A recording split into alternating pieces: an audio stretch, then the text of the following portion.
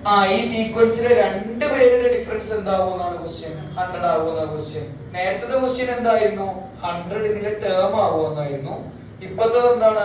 രണ്ട് പേരുടെ ഡിഫറൻസ് എന്താവുമെന്നാണ്? 100 ആവുമെന്നാണ്. അപ്പൊ ശ്രദ്ധിക്കേണ്ട കാര്യം നോക്കുക. ഞാൻ ആ സീക്വൻസ് ചുമ്മാ വീണ്ടും ഒന്ന് എടുത്ത് എഴുതി, കൂടെ കുറച്ചു പേരെയും കൂടി അങ്ങ് എഴുതി വെച്ചു.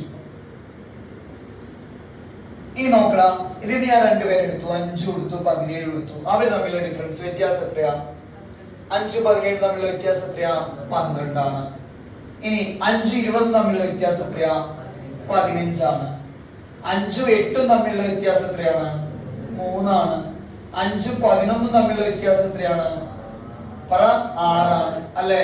ഇനി 11 17 തമ്മിലുള്ള വ്യത്യാസം എത്രയാണ്? 6 ആണ്. ഈ കിട്ടിയ സംഖ്യകളുടെ ഒക്കെ ഒരു പ്രത്യേകത ഉണ്ട്. എന്താ? അതൊക്കെ എന്താണ്? 3യുടെ മൾട്ടിപ്പിൾ ആണ്, 3ന്റെ ഗുണിത പട്ടികയിലുള്ളതാണ് അല്ലെ? അപ്പൊ ഈ പോക്കില് രണ്ടുപേരെടുത്ത് വ്യത്യാസം കാണുമ്പോ 100 വരുമോ? നമ്മൾ എന്ത് ചെയ്ത് നോക്കിയാൽ മതി? 100 എന്താണോ നോക്കിയാൽ മതി, 3ന്റെ എന്താണോ നോക്കിയാൽ മതി, ഗുണനാണോ നോക്കിയാൽ മതി അല്ലെ? അപ്പൊ നോക്കാം. 100 എടുത്തു, 3 കൊണ്ട് ഡിവൈഡ് ചെയ്ത് നോക്കുകയാണ്. 3 into 3 9 1. 3 into 3 എത്രയാ? 9. റിമൈൻഡർ എത്രയാ വരുന്നത്? 1. ഗുണിതാണെങ്കിൽ മൾട്ടിപ്പിൾ ആണെങ്കിൽ റിമൈൻഡർ വരുവാടാ? വരൂല.